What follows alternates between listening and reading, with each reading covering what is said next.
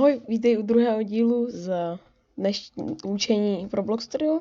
Dnes se koukneme na vzdálené eventy. Takže, co je to event? Vzdálená funkce, která přináší data z klienta na server nebo ze serveru na klienta.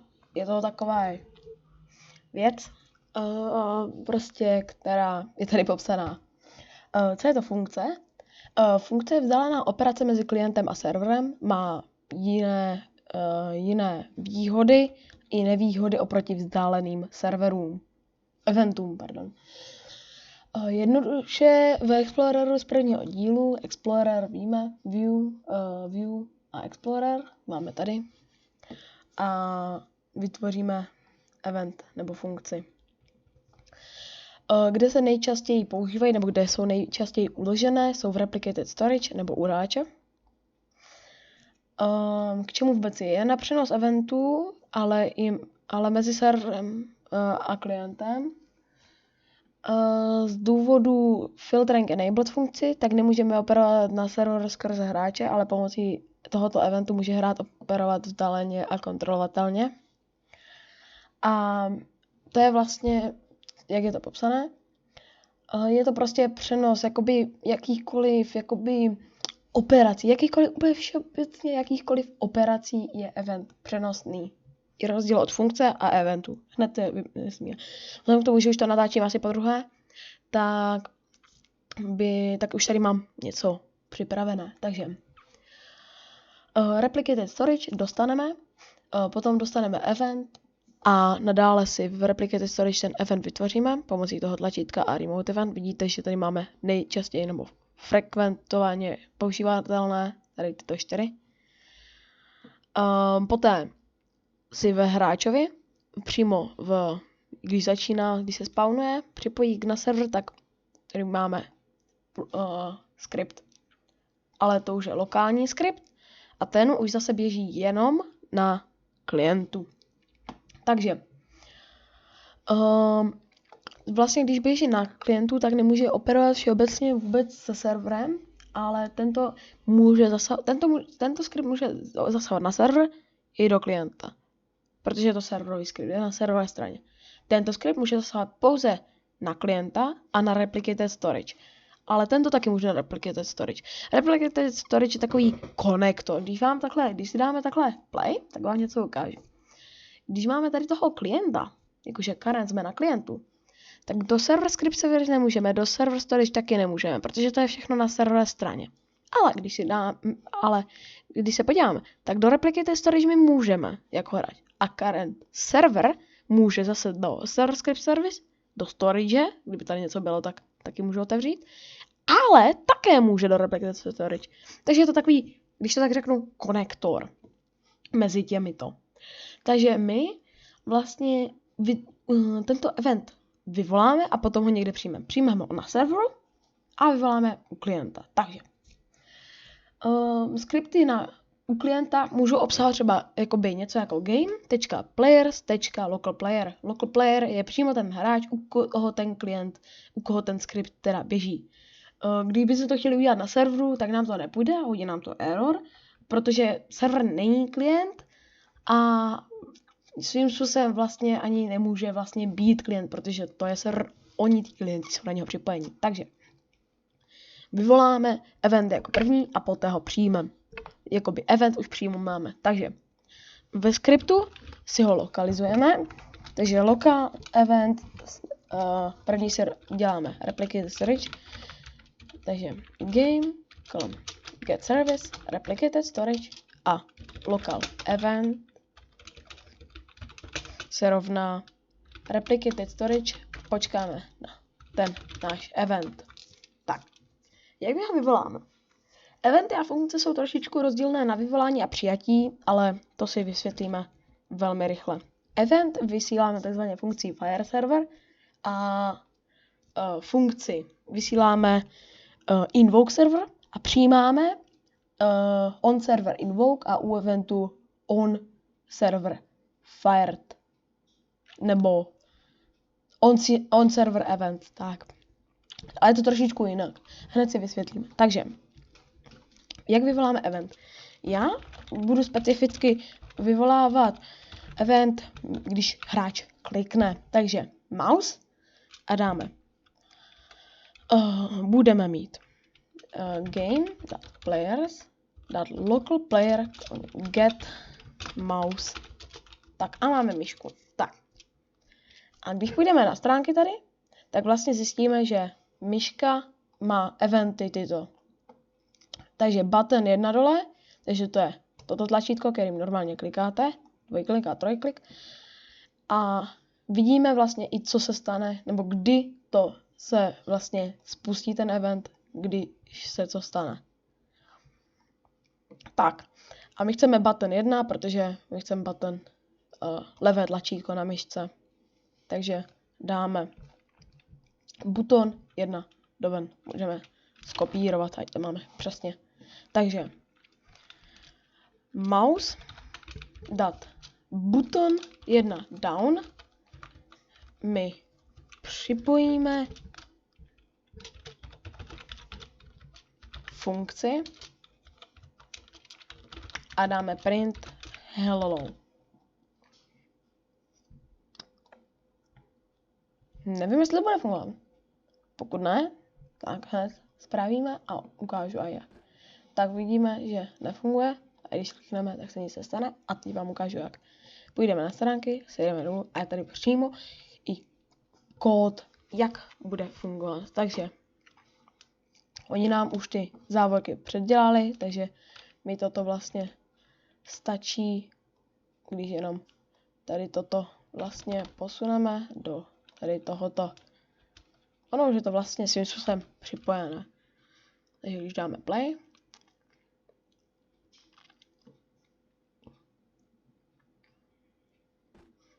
ne, pořád ne, dobrá. Takže máme mouse, button 1 down,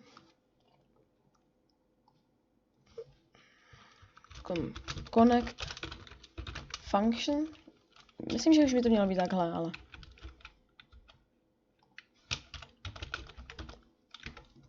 už by tady neměla být chyba. Nevím, s jakým důvodem by to měla být. A je to správně, takže tak možná. OK. Jo, to je pořád toto. Takže nyní, když klikneme, tak vlastně nám to napíše hello. Možná jste si všimli, že když napíše cokoliv server, tak je tady ten malinký ingot, když to tak řeknu, tak je zelený. Když to napíše modře, tak je to klient. Je to takové jenom odlišení, jestli posílá klient nebo server. Nyní potom v konzoli u klienta vidíme jenom ty modré a server vidí zase jenom ty zelené, ale server vidí i klienta samozřejmě. Takže tam je to takové smíšené. Tak, když klikneme, tak vidíte, že vlastně nám to napíše to hello. A máme i target, ale to je u jiné funkce. To jsem tady špatně připletl. Tak. Jak my teda vyvoláme server a funkci? Takže my vyvoláme funkci i server. Takže přidáme si tady funkci a vyvoláme oba dva zaraz, když klikneme. Takže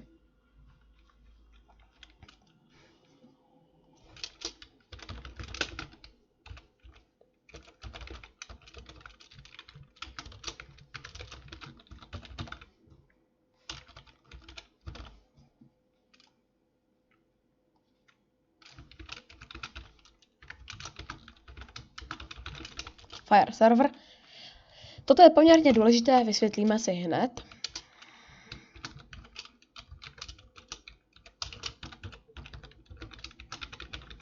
Tak, do tady tohoto my dáváme argumenty. Pokud chcete, aby tady byl argument hráče, nic nevkládejte. Pokud se event jakoby vypaluje hráč, on je vždycky jako první argument na serveru, jako příjemce, má ho vždycky jako první argument.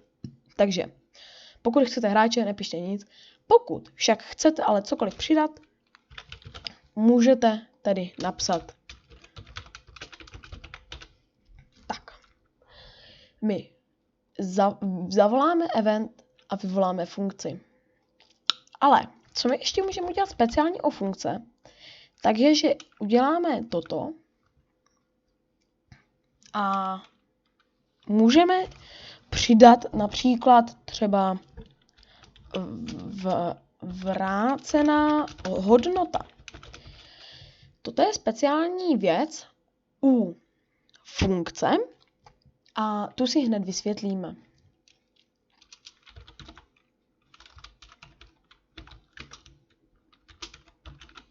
Tak, u klienta skončíme. Si to možná trošičku přiblížím, ať je to dobře vidět.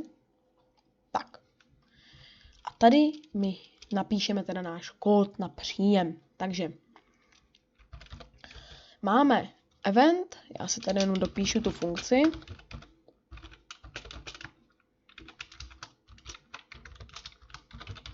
Tak. A nyní event on server event připojíme a funkci a nyní tady napíšeme argumenty, takže hráč a ten argument. A nebo to můžeme taky pojmenovat jako část věty 1. Tak. Nyní napíšeme print. Například tady, dobrá, uděláme to trošičku zvláštně. Uděláme si tady hodnotu. Celá věta se rovná nil. A nyní uděláme jednu věc. Uděláme to část věty 1 a lokal část věty 2. Tak, nyní uděláme část věty 1, si bude rovnat část věty 1, já jsem to pojmenoval event. Tak, ať je to takové rozpoznatelné. A nyní ještě uděláme funkce tečka on server invoke. Všímáte si, že tady mám jenom tečku, že tady nemám dvojtečku, tak si to dobře pamatujte, vždycky tady bude jenom tečka.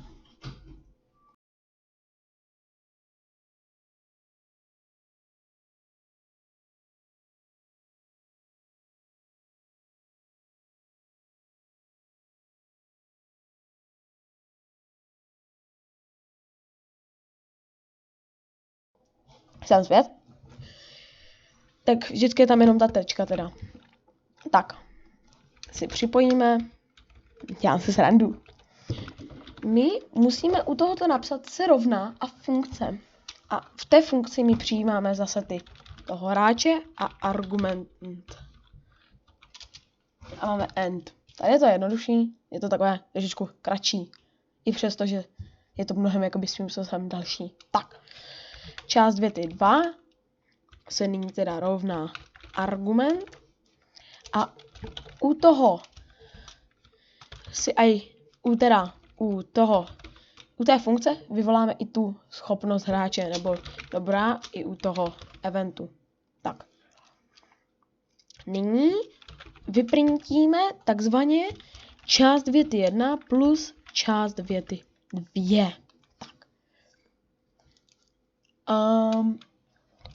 Nyní, když spustíme, jo, jasné, se omlouvám, ne plus, protože nesčítáme, ale my musíme přidat, takže vlastně takhle. No, ještě jinak, se omlouvám, my to musíme vyvolat vlastně až při tom eventu, jinak je to vlastně nil, jak jsme nastavili. Takže by se to nemělo napsat ahoj, jak se máš? A Ondras. Nebo naopak. A vidíte, dvakrát Ondras, to je ten event, to je ten hráč. Potom znova Ondras, to je ta funkce. A ahoj, jak se máš? To je ta věta, kterou jsme tady právě složili. Tak a nil se napsalo, protože určitě máme něco na klientovi. Ano, tady máme vrácená hodnota. To já jsem ještě nenastavil. Takže, teda, co ta funkce teda umí? Takže my můžeme vlastně s tím, že my vlastně můžeme takhle něco i zkontrolovat na tom serveru. Protože my jsme vyslali server s ahoj a vrátili jsme větu, zavolali jsme i jak se máš.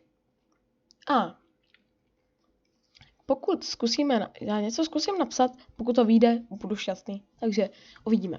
Takže pokud se bude část věty 1 rovnat ahoj a část věty 2 se bude rovnat jak se máš, tak